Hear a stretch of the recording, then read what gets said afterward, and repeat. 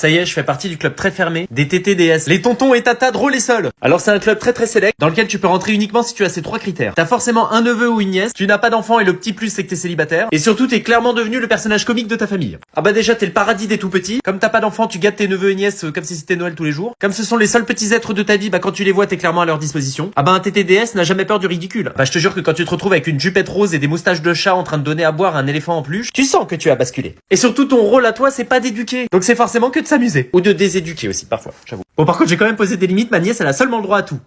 Mais attention, un tonton ou une tata drôle et seul, ce n'est pas seulement être chéri par les enfants, c'est aussi être adoré par les parents. Ah bah déjà tu sauves leur soirée quand la babysitter est malade, bah t'es dispo, t'es seul et sans enfant. Et surtout tu les sauves des repas chiants de famille, parce qu'un bon TDS a toujours des déboires ou des anecdotes à raconter. Et quand il a plus rien à raconter, il est forcément en gueule de bois. Du coup bah ça fait rire tout le monde le dimanche midi en repas de famille. Oui, Tonton, il arrive pour jouer, mais il s'est mis une caisse la veille. Attends, bouge pas trop, Tonton, il va vomir sur ta dinette, là.